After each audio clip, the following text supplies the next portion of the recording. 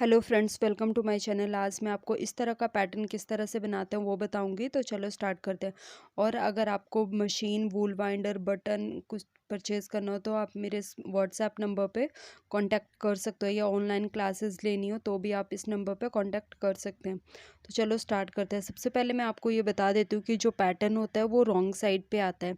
तो सबसे पहले जैसे मैंने ये बॉर्डर बनाया है, सिंगल बॉर्डर। फिर जब बॉर्डर बनाने के बाद इसको मैंने मशीन से निकाल के, फिर जो हमारी राइट साइड होती है आगे की साइड, उसको ये हमारी वैसे हमारी साइड होती है जब हम इसको सिंगल बॉर्डर बनाते हैं। तो मैंने इसको पलट के बना लिया है इस तरह से, क्योंकि मुझे जो रॉन्ग साइड है उसको राइट साइड बनाना है, ये वाला इस तरह से। तो इतना बनाने के बाद मैंने इसको वेस्ट धागे में निकाला, फिर इसको इस तरह से मशीन में लगा लिया। ये राइट साइड जो है अपनी साइड कर ली हमने, जिससे कि जो पैटर्न है वो क्योंकि ये पैटर्न जो है रॉन्ग साइड में आता है, राइट साइड में बिल्कुल प्लेन आता है। इसमें कोई भी धागा वगैरह नहीं रहता है राइट साइड पे, यहाँ पे जैसे कि आप देख सकते हो इस तरह से। जिससे इसमें ये बेनिफिट भी रहता है कि बच्चों वगैरह के लिए बनाते हो तो जो स्वेटर पहनाते टाइम या कुछ हाथ में धागे अटक जाते हैं तो इससे वो भी नहीं होता है। तो इस तरह से हम बना लेंगे। सबसे पहले इसमें हमें क्या करना है, डिवाइड नीडल सेलेक्टर चाहिए होगा हमें। मैं इसमें वेट और हुक लगा लेती हूँ इस तरह से।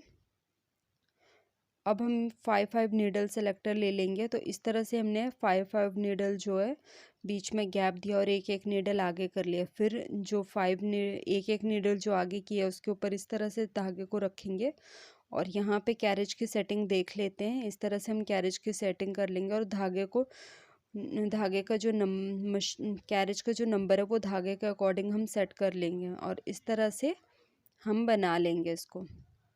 एक सिलाई हमने लगा ली है। दूसरी सिलाई के लिए फिर से हमें वही नीडल आगे करनी है इस तरह से।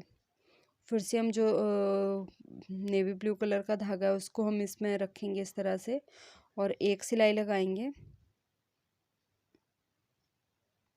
4 टाइम हमें इसी तरह से यही मेथड रिपीट करना है। ये नीडल आगे करनी है, इसके ऊपर हम धागे को रखेंगे और सिलाई लगाएंगे 4 टाइम्स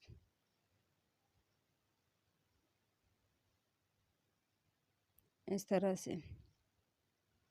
फिर से हम इसमें आगे करेंगे नीडल्स को और धागे को आगे लगा के आगे ले जाके इस तरह से जो आगे नीडल की हुई है उनके ऊपर से इस तरह से रख देंगे और इस तरह से मशीन को चला लेंगे। अब हम ये जो हमने नीडल आगे की थी उन दोनों के बीच का एक नीडल ले लेंगे इस तरह से और उन नीडल को हम आगे कर लेंगे, मतलब सेंटर ले लेंगे। जो अभी हम आगे कर रहे थे उसका सेंटर ले लेंगे। अब ये जो 4 धागे इस तरह से दिख रहे हैं, जो सबसे नीचे वाला धागा है वो हमें लगाना है। तो इस तरह से नहीं लगाना है, अंदर की साइड से हम इस तरह से लेंगे इस धागे को और इसको नीडल पे लगा लेंगे। आप ऐसे भी कर सकते हो, जो तीन धागे उनको इस तरह से पकड़ो और सबसे नीचे वाले को इस तरह से ट्रांसफर टूल की हेल्प से नीडल में लगा लीजिए। सारी नीडल्स में हम इसी तरह से ये धागा जो है वो फंसा लेंगे। पर हमें इसमें ये ध्यान रखना है कि जो धागे हैं उनके अंदर की साइड से हमें इस धागे को नीडल में लगाना है। बाहर की साइड से लगाएंगे तो इस तरह का पैटर्न नहीं बन के आएगा।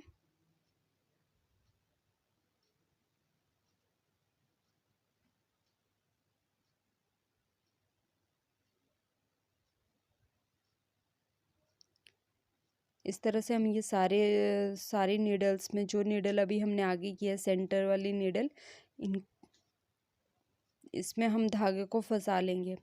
जब सारी नीडल में धागे को फंसा लेंगे तो हम एक सिलाई लगाएंगे।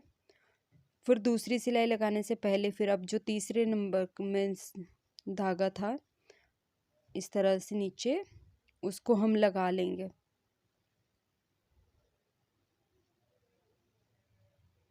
पर सारे धागे हमें ध्यान रखना है कि जो नीडल जो धागे आगे आ रहे हैं उसके पीछे से ही ले जाना है, आगे से नहीं लेके जाना है।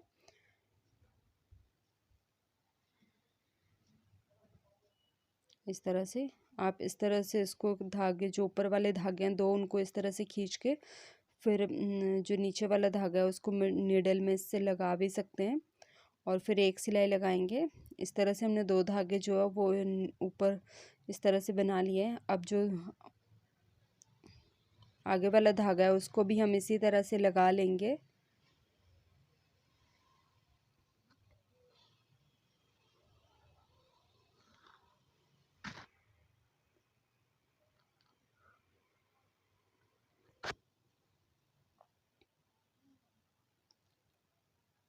इस तरह से लगाने के बाद हम एक सिलाई लगा लेंगे। अब लास्ट वाला जो धागा है उसको भी हम इसी तरह से लगा लेंगे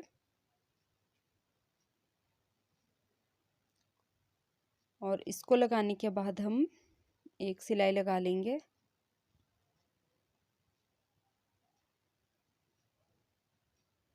इस तरह से ये हमारा पैटर्न जो है वो बन के तैयार हो गया है। इसमें आप और बनाना चाहते हो तो और भी बना सकते हैं।